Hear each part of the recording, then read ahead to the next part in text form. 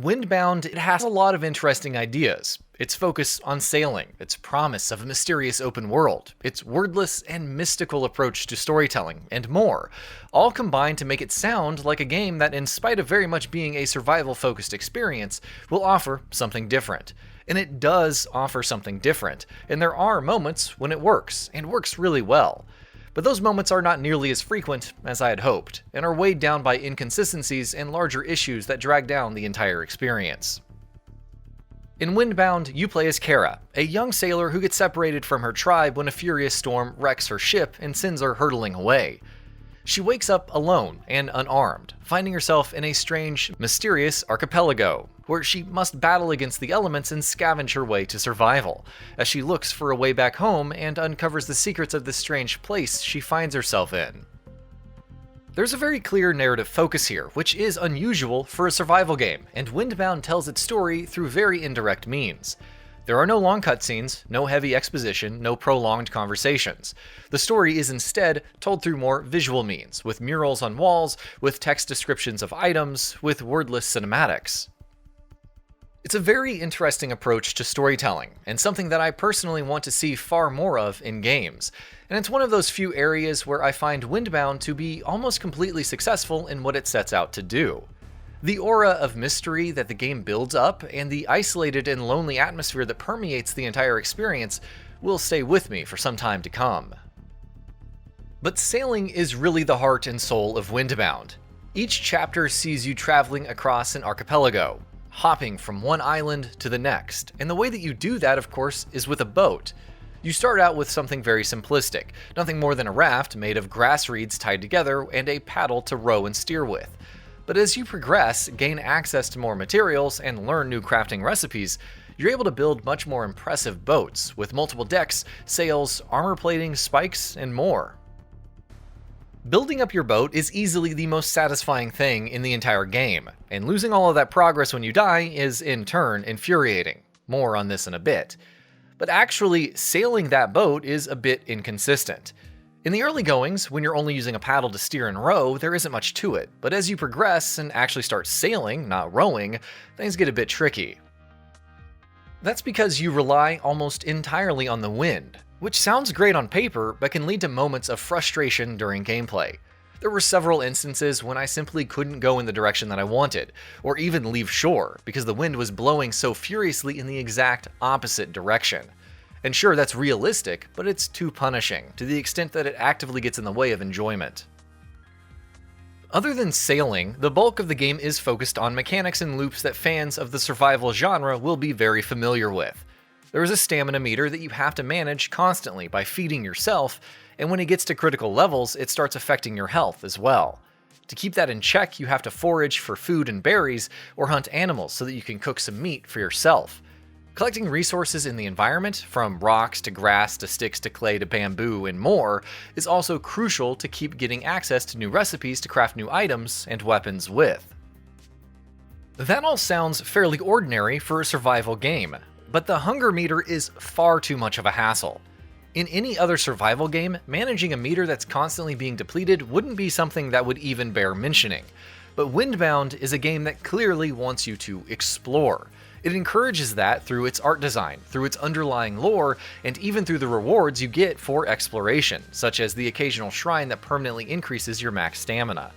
But when you have a meter that's constantly depleting and essentially forcing you back on the critical path, it feels like the game is at odds with itself.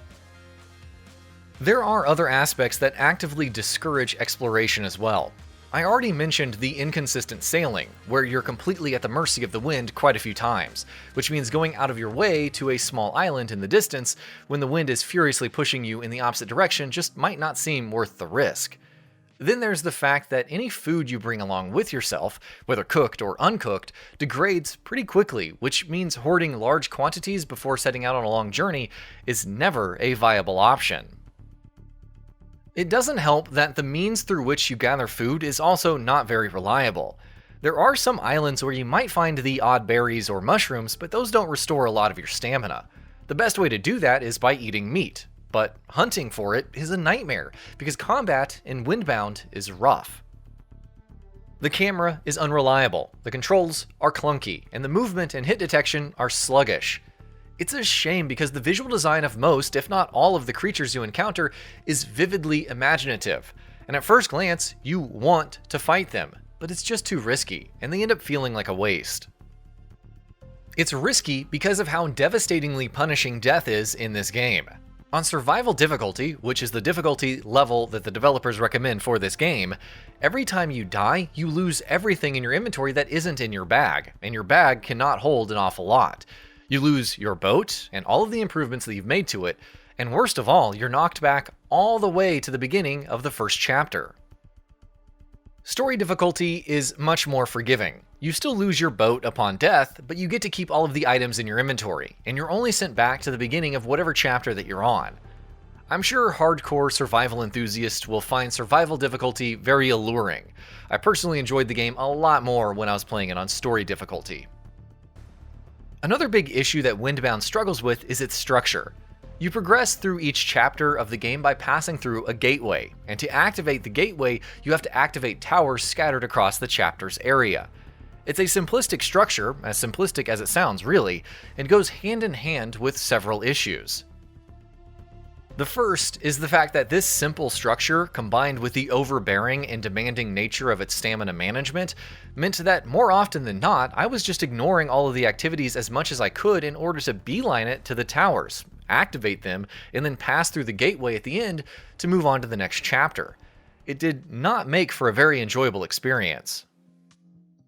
The second issue is that the game gets very repetitive because of this. Each chapter has you doing the same thing, and while it's true that new creatures, new materials, new crafting recipes, and new items and upgrades do try to keep things fresh, they're all ultimately fighting a losing battle. It all just feels too monotonous. It doesn't help either that due to Windbound's procedural generation of all areas, there isn't much visual variety either. After a while, all the areas just start looking the same, which meant that there wasn't even ever the prospect of a breathtaking new environment on the horizon to stave off that feeling of repetition. I also feel like I have to talk about the visuals, and how disappointed I am in them. I'm a big fan of the stylized watercolor art style that has become so popular in the industry as of late, especially after Breath of the Wild. It's the art style that Windbound employs as well, but it has to be done right, which is definitely not the case here. Windbound's visuals lack the detail and crispness that are required to make those visuals as eye-popping as they should be, and things here just look too muddy, and at times, downright ugly. This is a perfect example of a game that looks great in touched-up screenshots, but simply falls apart when seen in motion. I don't hate Windbound, to be very clear. I think there are absolutely things it sets out to do that it does well. And there are still other ones I can at least give it props for even trying, even if I don't think that they stick the landing very well. However, that very fact, that I am actively trying to root for the game, is what makes its litany of shortcomings and flaws so much more frustrating. There's some good ideas here, and occasionally when it comes together it feels great. But most of the game is spent with its various systems working against one another, and in the process, penalizing the player. Most of it is spent in areas that start to blend together mechanically, and more tragically, visually. And I think those visuals and mechanics of the game are perhaps the perfect encapsulation of what it is. Something that feels so great in concept, but the minute you see it in action, it becomes a confused, convoluted mess. And that about does it for this video. If you enjoyed what you watched and want to see more from GamingBolt, you can always hit that subscribe button and turn on the bell icon next to it. That way you will never miss any of our videos.